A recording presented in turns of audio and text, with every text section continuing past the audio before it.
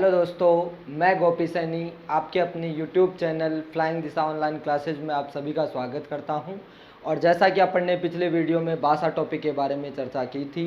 पिछले वीडियो में अपन ने भाषा की परिभाषा के बारे में देख लिया था। भाषा की सबसे छोटी इकाई ध्वनि होती है, उसके बारे में भी देख लिया था। और ध्वनि के दो रूप होते हैं, वर्ण और अक्षर। यहाँ तक अपन ने क्या कर ली थी, चर्चा कर ली थी। आज के वीडियो में अपन वर्ण के बारे में विस्तार से चर्चा करेंगे, तो स्टार्ट करते हैं।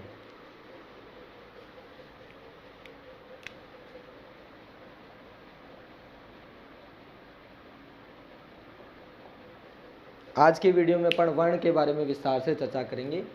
देखो भाई, पिछले वीडियो में हालांकि मैंने वर्ण की परिभाषा आपको बता दी थी, फिर भी मैं आपको एक बार रिपीट करके वापस से बता देता हूं कि वर्ण क्या होता है। तो ध्यान से सुनना, वर्ण की परिभाषा क्या होती है।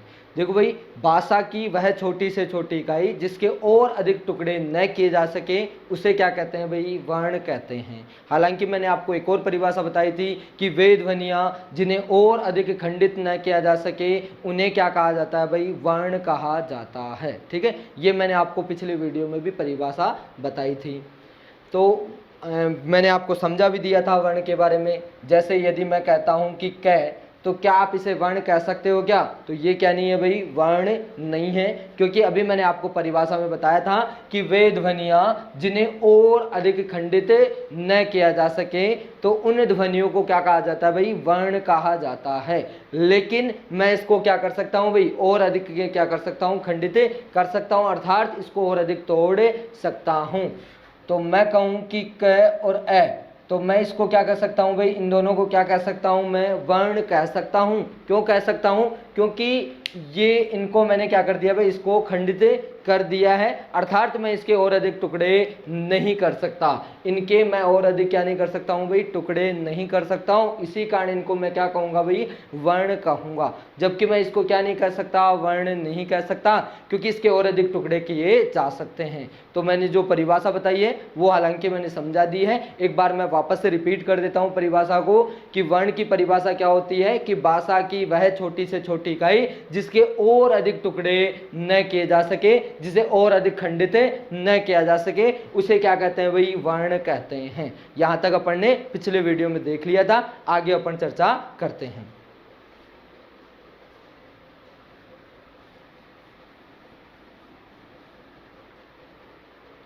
आगे देखते हैं अपन, वर्ण को भी क्या कर सकते हैं भाई, अपन दो भागों में बांट सकते हैं। वर्ण को अपन दो भागों में बांट सकते हैं।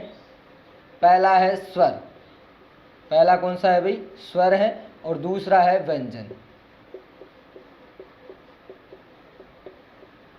इस प्रकार से अपन वर्ण को दो भागों में बांट सकते हैं, स्वर और व्यंजन। अब अपन देखते हैं कि स्वर और व्यंजन क्या होता है। हालांकि अधिकांश विद्यार्थियों को ये पता ही नहीं होता कि स्वर क्या होता है, व्यंजन क्या होता है, स्वर और व्यंजन में क्या अंतर होता है। लेकिन आज के वीडियो में मैं आपको ये स्पष्ट कर दूंगा कि स्वर और व्यंजन में क्या अंतर होता है, और स्वर क्या होते हैं, व्यंजन क्या होते हैं, इसके बारे में भी अपन क्या करेंगे, विस्तार से चर्चा करेंगे। तो ध्यान से सुनना। देखो भाई, स्वर क्या होता है। देखो भाई, स्वर की वैसे तो दो विशेषताएं होती हैं, या फिर आप ये कह सकते हो कि स्वर क्या होता है, ये ऐसे वर्ण होते हैं जिनका उच्चारण करते समय हमें किसी अन्य वर्ण की सहायता नहीं लेनी पड़ती है। अर्थात अपन कह सकते हैं कि स्वर क्या होता है, ये ऐसी ध्वनियां होती हैं जिनका उच्चारण क्या होता है भाई, स्वतंत्र रूप से होता है। ये स्वर की क्या होती है भाई, पहली विशेषता होती है। आप परिभाषा भी कह सकते हो, या फिर आप इसकी क्या कह सकते हो भाई, विशेषता भी कह सकते हो। तो स्वर की क्या परिभाषा होती है, ऐसी ध्वनियां जिनका उच्चारण क्या किया जाता हो भाई, स्वतंत्र रूप से किया जाता हो।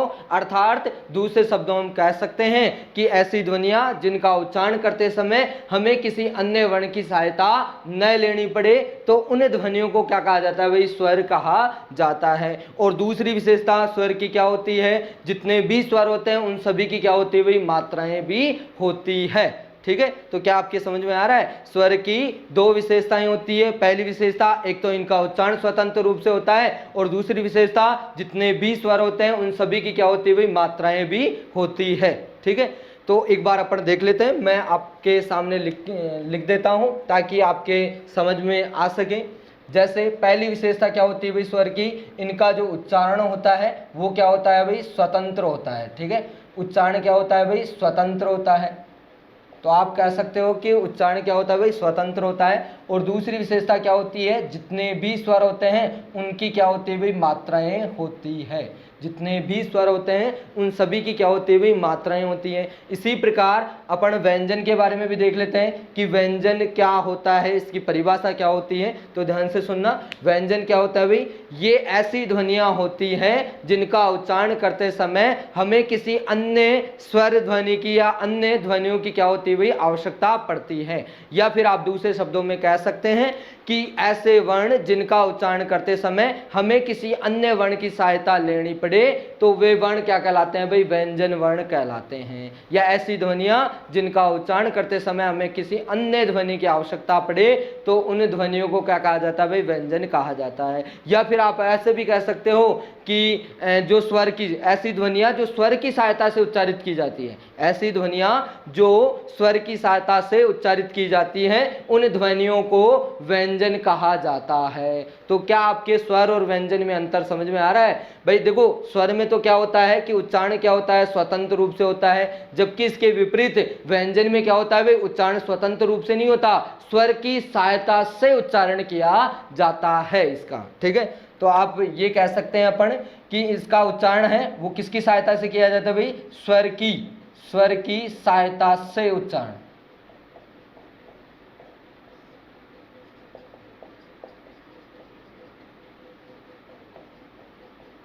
तो ध्यान से सुनना, व्यंजन के बारे में मैंने क्या बताया कि स्वर की सहायता से क्या होता है भाई, इसका उच्चारण होता है। अर्थात जो भी व्यंजन वर्ण होता है उसका उच्चारण क्या नहीं होता है भाई, स्वतंत्र रूप से नहीं होता। किसकी सहायता से उच्चारण होता है भाई, स्वर की सहायता से उच्चारण होता है। और दूसरी विशेषता इसकी क्या है कि इसकी कोई मात्रा नहीं होती भाई, कोई भी मात्रा नहीं होती, कोई भी मात्रा नहीं होती।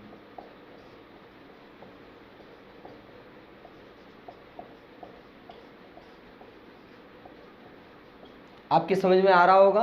तो देखो, मैंने आपको स्वर और व्यंजन की दोनों में अंतर करके आपको बता दिया है। देखो भाई, अपन एक बार वापस से देख लेते हैं। स्वर के बारे में मैंने क्या बताया कि ये ऐसे वर्ण होते हैं जिनका उच्चारण क्या होता है भाई, स्वतंत्र रूप से होता है। ठीक है, अर्थात किसी अन्य वर्ण की सहायता नहीं लेनी पड़ती। और दूसरी बात मैंने क्या बताई स्वर के बारे में कि जितने भी स्वर होते हैं उन सभी की क्या होती है भाई, मात्राएं भी होती है। तो स्वर की दो विशेषताएं होती है, एक तो इनका उच्चारण स्वतंत्र रूप से होता है और दूसरी बात इनकी मात्राएं भी होती है। इसी प्रकार व्यंजन के बारे में अपन देख लेते हैं कि व्यंजन क्या होता है भाई, ये ऐसे वर्ण होते हैं जो स्वर की सहायता से उच्चारित किए जाते हैं। मतलब ऐसे वर्ण जो स्वर की सहायता से उच्चारित किए जाते हो तो वे क्या कहलाते हैं भाई, व्यंजन वर्ण कहलाते हैं। और दूसरी विशेषता इसकी क्या होती है कि इसकी कोई भी मात्रा नहीं होती है। तो आपके स्वर और व्यंजन में अंतर समझ में आ गया होगा। आगे चलते हैं अपन।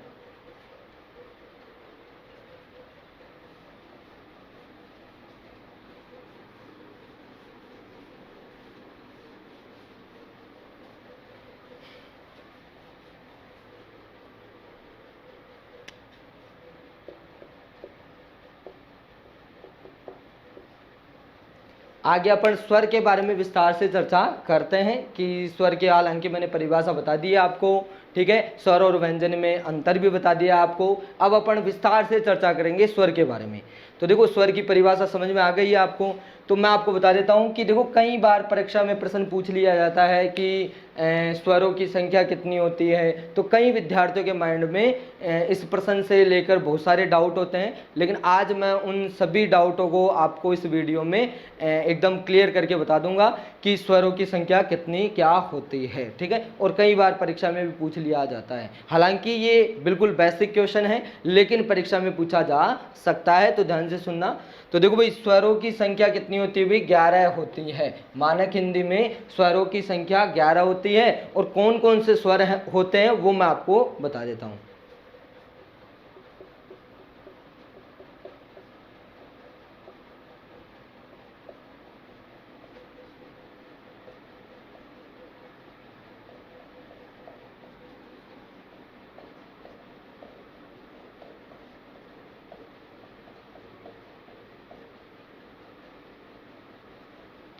अब ध्यान से सुनना भाई, मानक हिंदी में स्वरों की संख्या कितनी होती है भाई? 11 होती है। और मैंने आपको आपके सामने लिख दिया है कौन कौन से 11 स्वर होते हैं। तो देखो भाई, स्वर के बारे में मैंने आपको 2 बातें बताई थी। देखो भाई, पहली बात, इंपॉर्टेंट बात क्या होती है स्वर के बारे में, कि जितने भी स्वर होते हैं उनका उच्चारण क्या होता है भाई? स्वतंत्र रूप से होता है। और दूसरी विशेषता क्या बताई थी कि जो भी स्वर होते हैं उन सभी की क्या होती है भाई? मात्राएं भी होते हैं। ठीक है, उनकी मात्राएं भी होती हैं। तो अब अपन देख लेते हैं, जैसे ए के बारे में अपन चर्चा करते हैं। तो देखो ध्यान से सुनना, ए की कोई मात्रा नहीं होती है। ठीक है, देखो स्वरों में एकमात्र ए ऐसा स्वर होता है जिसकी कोई मात्रा नहीं होती है। हालांकि कई बार परीक्षा में प्रश्न पूछा गया है कि स्वरों में ऐसा कौन सा स्वर है जिसकी कोई मात्रा नहीं होती। तो भाई कौन सा स्वर है? ए एकमात्र ऐसा स्वर है जिसकी कोई मात्रा नहीं होती है। आगे अपन देखते हैं, जैसे आ की मात्रा इस प्रकार से होती है, ई की इस प्रकार से, बड़ी ई की, ऊ की, बड़े ओ की, री की, ए की, बड़े ए की, ओ की और बड़े ओ की। ठीक है, ये इस प्रकार से इनकी क्या होती है भाई? मात्राएं होती हैं। हालांकि ये बिल्कुल बेसिक चीज़ है जो आप सभी को पता होगी मेरे हिसाब से, कि ये इस प्रकार से क्या होती हैं, इनकी मात्राएं होती है। लेकिन परीक्षा में प्रश्न कैसे पूछा जाता है वो अपन चर्चा करते हैं उसके बारे में। तो देखो भाई, पहला जो परीक्षा में प्रश्न पूछा जा सकता है कि स्वरों की संख्या कितनी होती है, तो मैंने आपको बता दिया कि स्वरों की संख्या कितनी होती है भाई? 11 होती है। दूसरा प्रश्न क्या बन सकता है कि स्वरों में ऐसा कौन सा स्वर है जिसकी कोई मात्रा नहीं होती भाई? ठीक है, तो ध्यान से सुनना, स्वरों में एकमात्र ए ऐसा स्वर है जिसकी क्या नहीं होती भाई? कोई मात्रा नहीं होती है। स्वरों में ए एकमात्र ऐसा स्वर है जिसकी कोई मात्रा नहीं होती, जबकि इसके अलावा जितने भी स्वर होते हैं उन सभी की क्या होती है भाई? मात्राएं होती है। तो ये दूसरा क्वेश्चन बन सकता है। तो आपकी समझ में आ गया होगा। और देखो भाई, तीसरा क्वेश्चन ये भी बन सकता है, जिसे आपसे प्रश्न पूछा जा सकता है कि मात्रा के आधार पर, मात्रा के आधार पर, मात्रा के आधार पर स्वरों की संख्या होती है, स्वरों की संख्या होती है, संख्या होती है। मात्रा के आधार पर स्वरों की संख्या होती है। ठीक है, अब ये प्रश्न आ गया और आपके पास ऑप्शन दे रखे हैं, जैसे मान लो 10 है, ठीक है, दूसरा ऑप्शन 11 है, तीसरा ऑप्शन 13 है और चौथा ऑप्शन है 12। अब आपको बताना है कि इनमें से राइट कौन सा है। तो देखो भाई, पहले तो अपन प्रश्न को समझते हैं कि प्रश्न क्या पूछ रहा है अपने से। देखो भाई, प्रश्न है मात्रा के आधार पर स्वरों की संख्या होती है। देखो भाई, मात्रा के आधार पर इसका मतलब क्या हुआ कि मात्रा के आधार पर स्वरों की संख्या कितनी होती है। तो मैंने आपको क्या बताया है कि ए एकमात्र ऐसा स्वर है जिसकी कोई मात्रा नहीं होती। तो आपको दिख रहा है यहाँ पर, देखो ये जो दिख रहा है ना, ये इसकी कोई मात्रा नहीं है। ये यहाँ पर डैश दिख रहा है भाई, डैश का मतलब क्या होता है भाई? कोई मात्रा नहीं है। ठीक है, तो ये डैश डैश ऐसे लगा हुआ मिलेगा आपको। ठीक है, तो यहाँ पर ये दिख रहा है, ये डैश डैश दिख रहा है, इसका मतलब क्या है कि ए की कोई मात्रा नहीं होती है। तो प्रश्न क्या है कि मात्रा के आधार पर स्वरों की संख्या होती है, अर्थात मात्रा के आधार पर स्वरों की संख्या बतानी है अपने को। तो बताओ, ए को अपन शामिल नहीं करेंगे क्योंकि ए की कोई मात्रा ही नहीं होती है। तो ए को छोड़कर बाकी के जितने भी स्वर हैं वो सभी काउंट किए जाएंगे। तो जो काउंट करेंगे तो उसमें राइट आंसर कौन सा होगा भाई? 10 होगा भाई। तो मात्रा के आधार पर स्वरों की संख्या कितनी होती है भाई? 10 होती है। और किसको शामिल नहीं करते हैं अपन मात्रा के आधार पर? ए को शामिल नहीं करते हैं। क्यों नहीं करते हैं? क्योंकि ए की कोई मात्रा नहीं होती है। तो मेरे हिसाब से आपके समझ में आ गया होगा, ये बहुत ही इंपॉर्टेंट क्वेश्चन है। तो इसी प्रकार से परीक्षा में प्रश्न पूछे जाते हैं। हालांकि आपके माइंड में ये चल रहा होगा कि बिल्कुल बेसिक सा टॉपिक है स्वर। ठीक है, हम जानते हैं कि स्वर 11 होते हैं, जो भी है, लेकिन मैं आपको इसमें बिल्कुल डेप्थ से बता रहा हूं कि इसमें कैसे कैसे क्वेश्चन बन सकते हैं परीक्षा में। ठीक है, तो परीक्षा की दृष्टि से इंपॉर्टेंट क्वेश्चन अपन देख रहे हैं। अब देखते हैं भाई, ये तो आपके समझ में आ गया होगा कि स्वर की 2 विशेषताएं होती है, एक तो इनका उच्चारण स्वतंत्र रूप से होता है और जितने भी स्वर होते हैं उनकी मात्राएं होती हैं।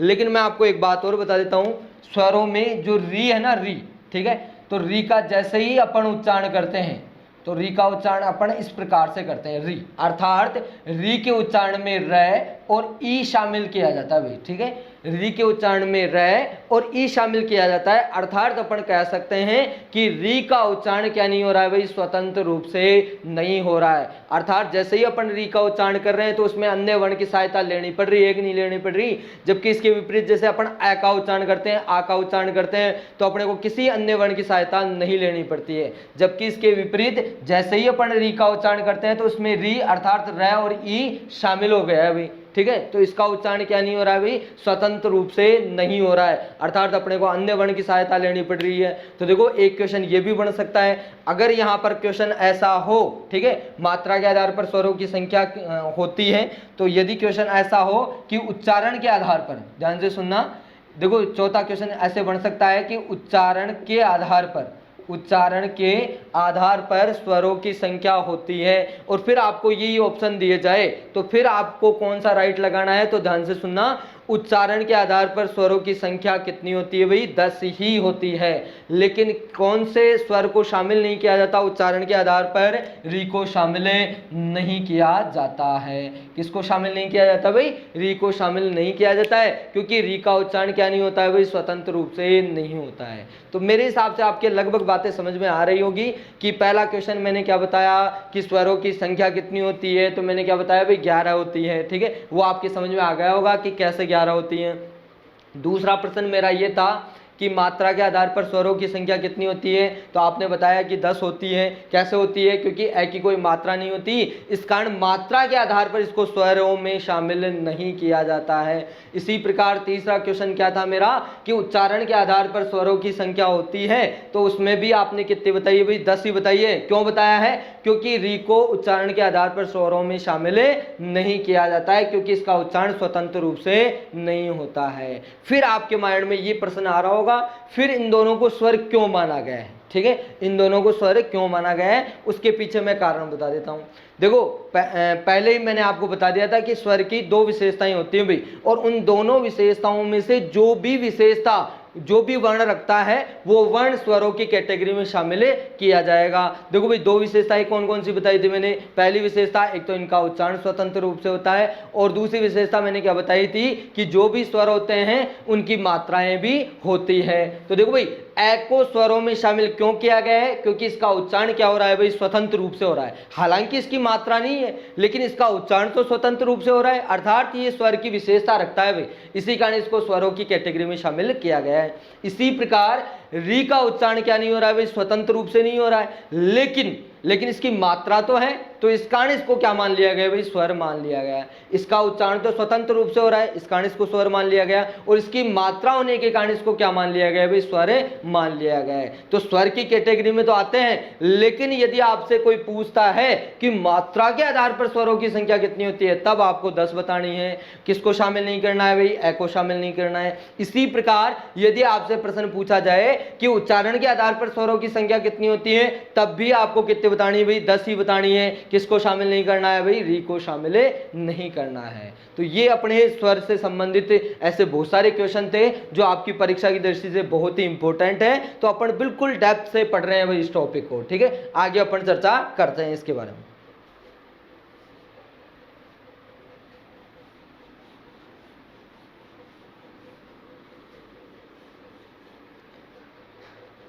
आगे देखते हैं अपन।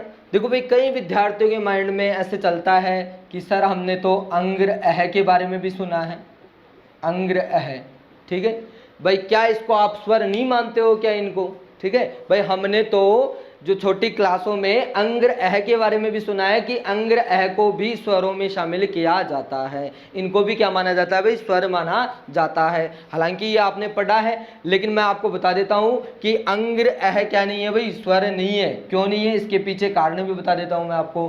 देखो भाई अंग, ठीक है, जैसे ही अपन उच्चारण करते हैं तो कैसे करते हैं, अंग, और इसका उच्चारण कैसे करते हैं भाई, अह, ठीक है, ऐसे इस प्रकार से उच्चारण किया जाता है। तो देखो भाई पहली बात तो मैं बता देता हूं कि इनका उच्चारण क्या नहीं हो रहा है भाई, स्वतंत्र रूप से नहीं हो रहा है, पहली बात तो।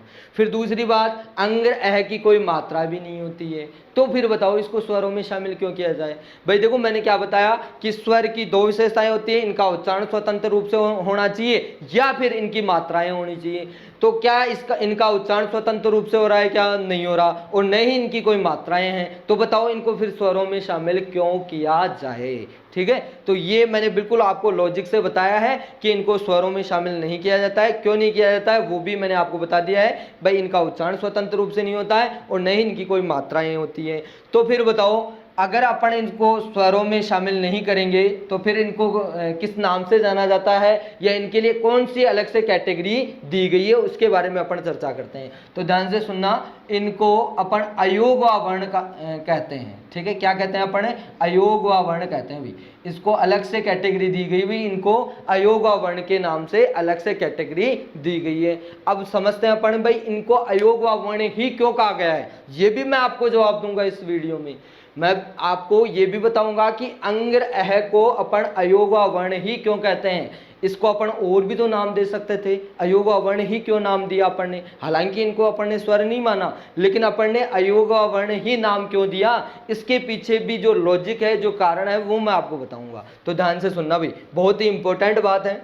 देखो भाई ये जो शब्द है ना, इसके मैं क्या कर रहा हूं भाई, पहले टुकड़े कर रहा हूं भाई। ठीक है, ये शब्द किस किस से मिलकर बना है। देखो भाई ये शब्द है, ये ए धन योग धन वाह। ठीक है, इस प्रकार से ये बना हुआ है। जो ये शब्द है ये ए धन योग धन वाह से मिलकर बना है। इसमें ए एक क्या है भाई, उपसर्ग है। ए क्या है भाई, एक उपसर्ग है, जिसका अर्थ क्या होता है भाई, नहीं होता है। ए का अर्थ क्या होता है भाई, नहीं।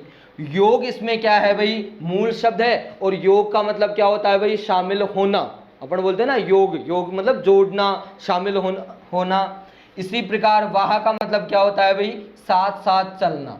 वाह का मतलब क्या होता है भाई, साथ साथ चलना। तो ध्यान से सुनना, देखो भाई इसी जो मैंने टुकड़े किए हैं उसी के आधार पर मैं आपको परिभाषा बना के बता रहा हूं कि अयोग व वर्ण की परिभाषा क्या होती है, या इनको अयोग व वर्ण ही क्यों कहा जाता है। तो ध्यान से सुनना, अयोग व वर्ण ये ऐसे वर्ण होते हैं जिनका योग, ध्यान सुनना, ये ऐसे वर्ण होते हैं जिनका योग स्वरों में न होते हुए भी जो स्वरों के साथ साथ चलते हैं वह पढ़े जाते हैं, वे अयोग व वर्ण कहलाते हैं। क्या आपके परिभाषा समझ में आ रही है जो अभी मैंने बताई है। अयोग व वर्ण किसे कहते हैं, तो ध्यान से सुनना, ये ऐसे वर्ण होते हैं। अयोग व वर्ण क्या होते हैं, ये ऐसे वर्ण होते हैं जिनका योग स्वरों में न होते हुए भी जो स्वरों के साथ साथ चलते हैं वह पढ़े जाते हैं, वे वर्ण क्या कहलाते हैं, अयोग व वर्ण कहलाते हैं। अभी मैंने आपको बताया कि जैसे अपन छोटी क्लासों में पढ़ते थे तो अपने से यही बताया जाता था कि अंग्र अह और समाप्त हो गया भाई स्वर। ठीक है, तो लास्ट में आपने देखा होगा ये इस प्रकार से दर्शाया जाता था भाई। ठीक है, ये इस प्रकार से दर्शाया जाता था, जैसे अपने बाल पोती आती थी ना, उसमें इस प्रकार से दर्शाया जाता था कि ये क्या होते हैं भाई, स्वर होते हैं। हालांकि उस समय आपको बताया नहीं गया कि इनको अपन क्या नहीं मानते भाई, स्वर नहीं मानते हैं, लेकिन आज मैंने बता दिया है कि इनको एक अलग से कैटेगरी दी गई है अयोग व वर्ण की। क्यों दी गई है, क्योंकि अभी परिभाषा में अपन ने देख लिया है कि ये स्वरों में शामिल नहीं किए जाते हैं, लेकिन स्वरों के साथ साथ चलते हैं, वह पढ़े जाते हैं, इसी कारण इनको क्या कहा जाता है भाई, अयोग व वर्ण कहा जाता है। अब मेरे हिसाब से आप कभी भी इसको नहीं भूलोगे और आपको न तो रटने की आवश्यकता है, अभी मैंने आपको क्या कर दिया वे समझा दिया है। तो इस प्रकार से ये जो मैंने बताया है, इस प्रकार से कई प्रकार से प्रश्न बन सकता है स्वर टॉपिक के बारे में। हालांकि स्वर तो 11 ही थे, लेकिन मैंने कितने प्रश्न बना के बता दिए हैं। देखो भाई पहला प्रश्न क्या बन सकता है कि पहला प्रश्न बन सकता है कि स्वरों की संख्या कितनी होती है, तो आपको 11 ही बतानी है। दूसरा प्रश्न क्या बन सकता है कि मात्रा के आधार पर स्वरों की संख्या 10, किसको शामिल नहीं किया जाता, ए को। इसी प्रकार उच्चारण के आधार पर स्वरों की संख्या तो आपको 10 बतानी है, किसको शामिल नहीं किया जाता, री को। इसी प्रकार अगला क्वेश्चन ये बन सकता है कि अयोग व वर्णों की संख्या कितनी होती है, ध्यान सुनना, अयोग व वर्णों की संख्या कितनी होती है, तो आपको 2 बतानी है, अंग्र अह। ठीक है, इनको अयोग व वर्ण ही क्यों कहा जाता है ये भी मैंने आपको बता दिया है। तो इस प्रकार से जो मैंने आपको स्वर बताया है, इसमें इस प्रकार से क्वेश्चन बन सकता है, और ये मैंने स्वर के बारे में विस्तार से आपको डिटेल दे दी है। आगे अपन चलते हैं व्यंजन के बारे में।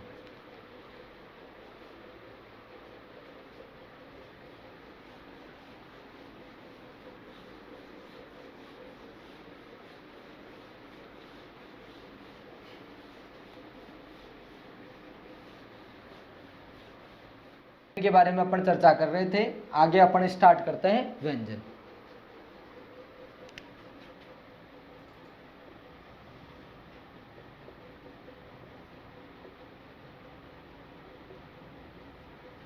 ध्यान से सुनना, व्यंजन क्या होता है। हालांकि मैंने आपको परिभाषा बता दी है कि व्यंजन की परिभाषा क्या होती है, लेकिन मैं फिर से एक बार रिपीट करके बता देता हूं कि व्यंजन किसे कहते हैं।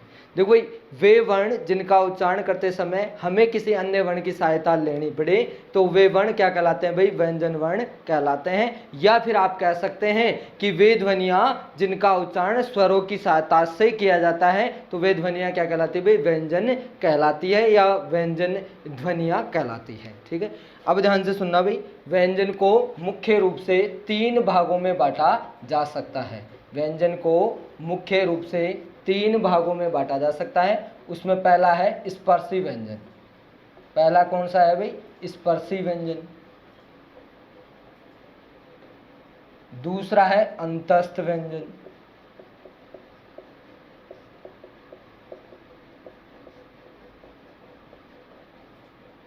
तीसरा है ऊष्म व्यंजन।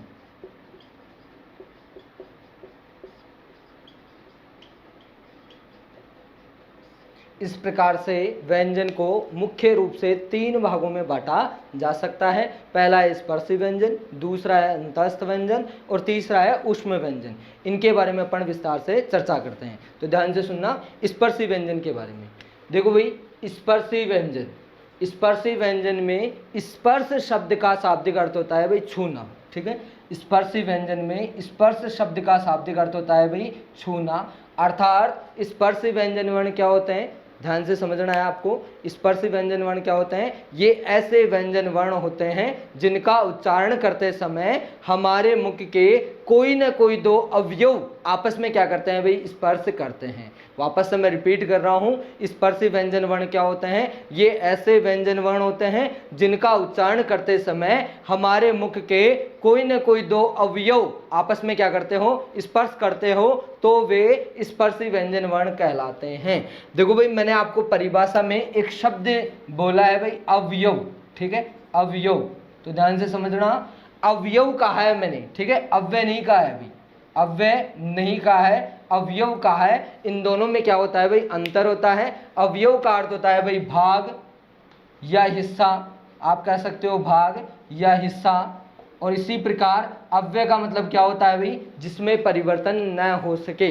अव्यय यानी अ धन व्यय। ठीक है, अ का मतलब होता है नहीं और व्यय का मतलब होता है खर्चा अर्थात परिवर्तन, अर्थात जिसमें कोई परिवर्तन ना हो सके उसे क्या कहा जाता है भाई, अव्यय कहा जाता है। तो मैंने परिभाषा में क्या बताया कि ऐसे वर्ण जिनका उच्चारण करते समय हमारे मुख के कोई न कोई 2 अवयव आपस में क्या करते हो, स्पर्श करते हो, तो वे स्पर्शी व्यंजन वर्ण कहलाते हैं। ठीक है, अब देखो भाई, हमारे मुख के कौन कौन से अवयव होते हैं, कौन कौन से भाग होते हैं। जैसे अपन देखते हैं, जैसे अपने होठ होते हैं। ठीक है, होठ होता है, जिह्वा होती है, दांत होते हैं, मसूड़े होते हैं। तो ये इस प्रकार से अपने मुख के क्या होते हैं भाई, अवयव होते हैं अर्थात भाग होते हैं। तो स्पर्शी व्यंजन वर्ण क्या होते हैं, जैसे ही अपन इनका उच्चारण करते हैं तो हमारे मुख के कोई ना कोई 2 भाग क्या करते हैं भाई, आपस में स्पर्श करते हैं। जैसे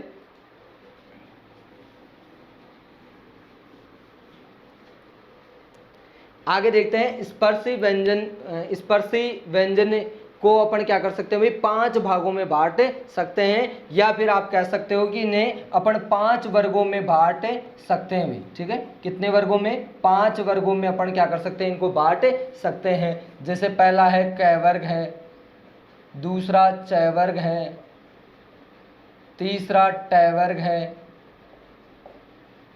चौथा त वर्ग है और 5वां है प वर्ग। इस प्रकार से अपन स्पर्शी व्यंजन वर्णों को 5 वर्गों में बांट सकते हैं, जिसमें पहला है क वर्ग है, दूसरा च वर्ग, तीसरा ट वर्ग, चौथा त वर्ग और 5वां प वर्ग। इस प्रकार से स्पर्शी व्यंजन वर्णों की संख्या कितनी होती हुई, टोटल होती हुई 25। कैसे होती हैं, क्योंकि देखो भाई क वर्ग में भी 5 वर्ण होते हैं, च वर्ग में भी 5 होते हैं, इसी प्रकार ट और त और प वर्ग में भी कितने होते हैं भाई 5-5 वर्ण होते हैं। इस प्रकार से यदि परीक्षा में प्रश्न पूछा जाए कि स्पर्शी व्यंजन वर्णों की संख्या कितनी होती है, तो आपको कितनी बतानी है भाई 25 बतानी है। वो कैसे होती है वो भी मैंने आपको बता दिया है। अब चलो भाई, ये तो मैंने आपको परिभाषा बता दी है और इनकी संख्या कितनी होती है वो भी अपन ने देख लिया है। अब आगे अपन चर्चा करते हैं कि एक्चुअल में स्पर्शी व्यंजन वर्ण को अपन प्रैक्टिकल रूप में समझते हैं। भाई देखो भाई, मैंने क्या बताया इसकी परिभाषा में कि स्पर्शी व्यंजन वर्ण क्या होते हैं, ये ऐसे वर्ण होते हैं जिनका उच्चारण करते समय हमारे मुख के कोई ना कोई दो भाग क्या करते हैं भाई आपस में स्पर्श करते हैं। जैसे मैं आपको प्रैक्टिकली बताता हूं, जैसे अपन प का उच्चारण करते हैं प, ठीक है, तो आप एक बार प का उच्चारण करना, जैसे ही अपन प का उच्चारण करते हैं तो अपने दोनों होंठ क्या करते हैं वे आपस में स्पर्श करते हैं। अर्थात आप प का उच्चारण बिना होठों को स्पर्श किए नहीं कर सकते हो, चाहे आप उच्चारण करके देख लेना। जैसे प, ठीक है, जैसे अपन प का उच्चारण करते हैं तो दोनों होंठ क्या करते हैं वे आपस में स्पर्श करते हैं। तो जो प वर्ग है ना, प वर्ग का जैसे ही उच्चारण करते हैं, प वर्ग की बात कर रहा हूं मैं, प वर्ण की बात नहीं कर रहा, प वर्ग में जितने भी वर्ण आते हैं उन सभी वर्णों का जो उच्चारण है वो होठों के स्पर्श करने से होता है। इसी प्रकार जैसे ही अपन च का उच्चारण करते हैं च, तो अपने जिह्वा का अग्रभाग क्या करता है भाई मसूड़े को स्पर्श करता है भाई च, चाहे आप उच्चारण करके देख लेना, जिह्वा का अग्रभाग क्या करता है भाई मसूड़े को स्पर्श करता है। तो अब मेरे हिसाब से आपके समझ में आ गया होगा कि इनको स्पर्शी व्यंजन वर्ण क्यों कहा जाता है, क्योंकि जैसे ही अपन इनका उच्चारण करते हैं तो हमारे मुख के कोई ना कोई दो भाग क्या करते हैं भाई आपस में स्पर्श करते हैं। तो आप अपने प्रैक्टिकली क्या कर सकते हो, आप उच्चारण करके देख सकते हो। तो अब आपके समझ में आ गया होगा स्पर्शी व्यंजन वर्ण क्या होते हैं। इसी प्रकार आगे अपन चलते हैं अंतस्थ व्यंजन पर।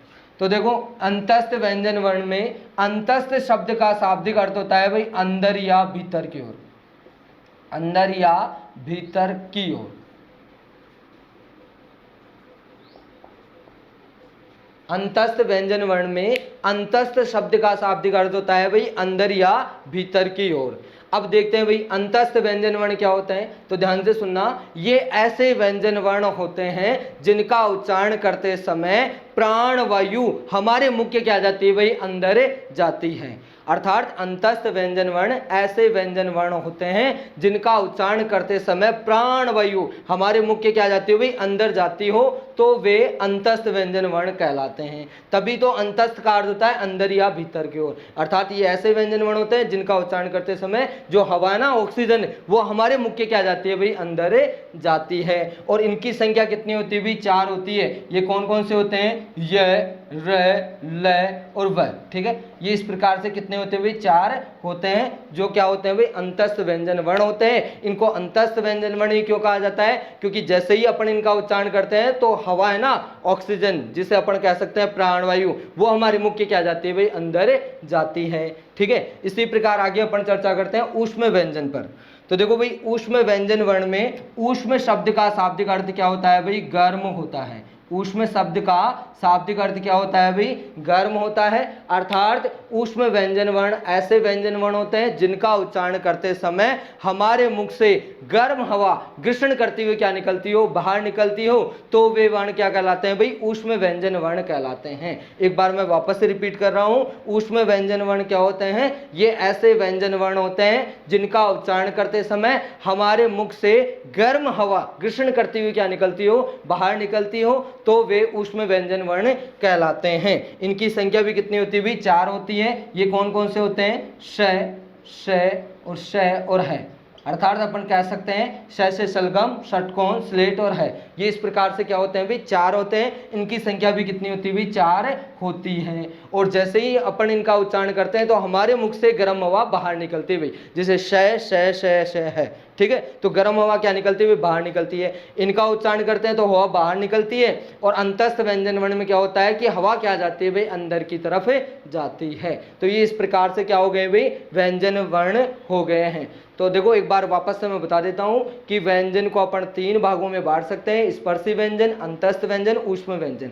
स्पर्शी व्यंजन में कौन कौन से वर्ण आते हैं ये मैंने आपको बता दिए हैं। इनको स्पर्शी व्यंजन वर्ण ही क्यों कहा जाता है ये भी मैंने आपको बता दिया है। इसी प्रकार अंतस्थ व्यंजन वर्ण में कौन कौन कौन से आते हैं और इनको अंतस्थ व्यंजन वर्ण ही क्यों कहा जाता है, ये भी मैंने आपको बता दिया।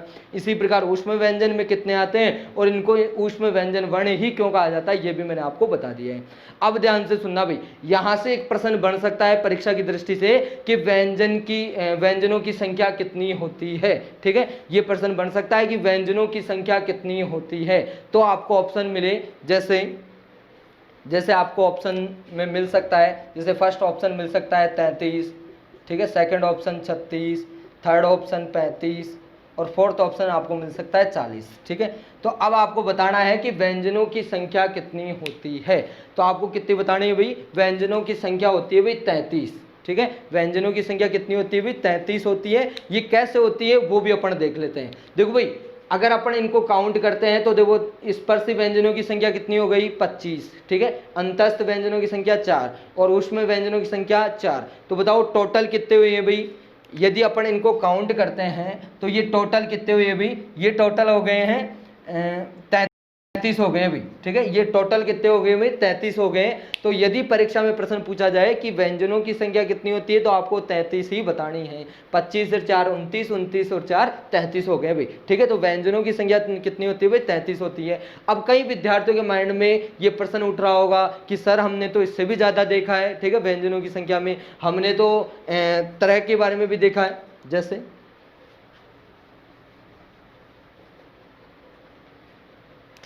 हमने तो ये श के बारे में भी देखा है कि श भी क्या होता है भाई, व्यंजन होता है। इसी प्रकार हमने त्रय के बारे में भी देखा है, ग के बारे में भी देखा है और स से श्रवण के बारे में भी हमने देखा है, स से श्रवण के बारे में भी देखा है। तो क्या इनको अपन व्यंजनों की कैटेगरी में शामिल नहीं करते हैं क्या? तो मैं आपको बता देता हूं कि इनको अपन व्यंजन नहीं कह सकते हैं। इनको क्या कहेंगे अपन, संयुक्ताक्षर कहेंगे भाई। संयुक्ताक्षर क्यों कहेंगे वो भी मैं बता देता हूं। देखो ये श है ना, श, ये श किस प्रकार से मिलकर बना है, ये क, श और ऐसे मिलकर बना है भाई। ठीक है, ये जो श है ये क और स से षटकोण और ऐसे मिलकर बना है। इसी प्रकार ये त्रय है, ये तय, र और ऐसे मिलकर बना है। और इसी प्रकार ये ग है, जैसे इसका उच्चारण कैसे किया जाता है भाई, ग से किया जाता है। ये ग है, ये ज, य और ऐसे मिलकर बना होता है। इसी प्रकार स से श्रवण है, ये श, र और ऐसे मिलकर बना होता है। अब ध्यान से सुनना भाई, इनको क्या कहते हैं अपन, संयुक्ताक्षर कहते हैं। इनको क्या कहते हैं भाई, संयुक्ताक्षर कहते हैं। इनको क्या कहते हैं अपन, संयुक्ताक्षर कहते हैं। अब ध्यान से सुनना, इनको संयुक्ताक्षर ही क्यों कहा जाता है। देखो संयुक्त का मतलब होता है जोड़ना। ठीक है, संयुक्त का मतलब होता है जोड़ना और अक्षर का मतलब आप जानते हो। तो देखो संयुक्ताक्षर क्यों कहा जाता है, क्योंकि ये 2 या 2 से अधिक अक्षरों से क्या है, मिलकर बने हुए हैं भाई। इनको संयुक्ताक्षर क्यों कहा जाता है, क्योंकि ये 2 या 2 से अधिक अक्षरों से मिलकर बने हुए हैं। तो आप इन्हें संयुक्ताक्षर भी कह सकते हो या संयुक्त वर्ण भी कह सकते हो। मतलब ऐसे वर्ण या ऐसे अक्षर जो 2 या 2 से अधिक वर्णों से मिलकर बने हो तो वे क्या कहलाते हैं भाई, संयुक्ताक्षर या संयुक्त वर्ण कहलाते हैं। अब देखो भाई, इनको अपने व्यंजनों की कैटेगरी में क्यों शामिल नहीं करते हैं, क्योंकि ये पहले से क्या हो चुके हैं भाई, काउंट कर लिए गए हैं। ये पहले से क्या कर लिए गए भाई, काउंट कर लिए गए हैं। जैसे ये क है तो क अपन ने स्पर्शी व्यंजन वर्ण में देखा कि नहीं देखा। इसी प्रकार ये श से षटकोण है, ये भी अपन ने यहाँ पर देख लिया है ऊष्म व्यंजन वर्ण में। इसी प्रकार तय भी देख लिया है, र भी देख लिया है, तय और र भी देख लिया है। ठीक है, जय और ये भी देख लिया है, स और र भी देख लिया है। तो जब ये जितने भी वर्ण हैं ये अपन ने पहले से ही इनमें देख लिया है, पहले से ही काउंट कर लिया है, तो वापस से काउंट करने की क्या आवश्यकता पड़ी अपने को। तो ध्यान से सुनना, मूल अवस्था में व्यंजनों की संख्या कितनी होती है भाई, 33 की होती है। ये तो इनसे मिलकर बने हुए हैं, इसी कारण इनको एक अलग से कैटेगरी दी गई है, क्या, संयुक्ताक्षर। तो यदि आपसे परीक्षा में प्रश्न पूछा जाए कि व्यंजनों की संख्या कितनी होती है तो आपको 33 बतानी है जो मूल अवस्था में पाए गए थे। और यदि आपसे परीक्षा में प्रश्न पूछा जाए कि संयुक्ताक्षरों की संख्या कितनी होती है तब आपको कितनी बतानी है, 4 बतानी है। ठीक है, क्योंकि इन्हीं से मिलकर बने हुए हैं, इसी कारण इनको व्यंजनों की कैटेगरी में शामिल नहीं किया जाता है। इनको एक अलग से कैटेगरी दी गई है जिसका नाम क्या है भाई, संयुक्ताक्षर है। ठीक है। तो अब मेरे हिसाब से आपकी समझ में आ गया होगा। तो जो अब तक अपन ने पढ़ा है ना स्वर और व्यंजन, उसके बारे में अपन ने डिटेल से पढ़ लिया है। अब इनसे संबंधित मैं आपसे एक क्वेश्चन पूछता हूं भाई, ठीक है, जो परीक्षा की दृष्टि से बहुत ही इंपॉर्टेंट है। हालांकि ये पटवार 2016 में भी प्रश्न पूछा गया था और वो ही क्वेश्चन मैं आपसे वापस से पूछ रहा हूं कि क्या आपके वो समझ में आया है कि नहीं आया है।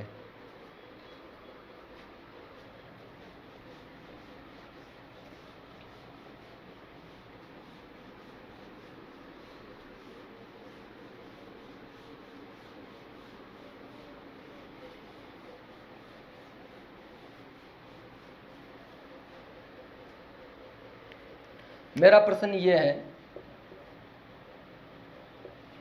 मानक हिंदी में वर्णों की संख्या होती है, या मानक हिंदी में वर्णों की संख्या होती है। यदि आपसे ये क्वेश्चन पूछा जाए कि मानक हिंदी में वर्णों की संख्या होती है, फिर आपसे ऑप्शन दिया जाए आपको कि जैसे फर्स्ट ऑप्शन है 44, सेकंड ऑप्शन है 40, थर्ड ऑप्शन है 45 और फोर्थ ऑप्शन है 50, ठीक है। इस प्रकार से आपको ऑप्शन दिया जाए कि मानक हिंदी में वर्णों की संख्या होती है और फिर आपको इनमें से चूज करना है कि कौन सा सही रहेगा, ठीक है। तो ध्यान से सुनना भाई, मानक हिंदी में वर्णों की संख्या होती है। तो देखो भाई, अपना प्रश्न क्या है, मानक हिंदी में वर्णों की संख्या होती है, मतलब वर्णों की संख्या कितनी होती है। तो अपन चर्चा करते हैं पहले वर्णों के बारे में। तो देखो भाई, मैं आपको नोट लगा के बताता हूं कि वर्णों के बारे में अपन देख रहे हैं। तो अभी मैंने आपको वर्ण के बारे में बताया है कि वर्ण को क्या कर सकते हैं अपन, दो भागों में बांट सकते हैं भाई। वर्ण को क्या कर सकते हैं अपन, दो भागों में बांट सकते हैं। जैसे पहला है स्वर और दूसरा है क्या, व्यंजन, ठीक है। ये अपन ने चर्चा कर ली है कि वर्ण को अपन दो भागों में बांट सकते हैं, स्वर और व्यंजन। तो ध्यान से सुनना, स्वरों की संख्या कितनी होती है भाई, 11 होती है, और व्यंजनों की संख्या कितनी होती है भाई, 33 होती है। तो बताओ टोटल वर्ण कितने हो गए भाई, 44, ठीक है। टोटल कितने हो गए भाई, 44। तो अपना प्रश्न क्या है कि मानक हिंदी में वर्णों की संख्या होती है। तो बताओ मानक हिंदी में वर्णों की संख्या कितनी होती है भाई, 44 होती है। तो अब आपके समझ में आ गया होगा। तो इस प्रकार से परीक्षा में प्रश्न पूछे जाते हैं। हालांकि मैंने आपको स्वर और व्यंजन को विस्तार से बता दिया है और इस प्रकार से आपसे प्रश्न पूछा जाएगा। तो आज के वीडियो में अपन ने यहाँ तक देख लिया है और यह वीडियो आपको कैसे लगी है ये आप हमें कमेंट करके बताएं। और इसी के साथ साथ आपको इस वीडियो को लाइक भी करना है और अपने दोस्तों के साथ शेयर भी करना है। और यदि आप हमारे YouTube चैनल पर नए हो तो इसे सब्सक्राइब भी करें। धन्यवाद।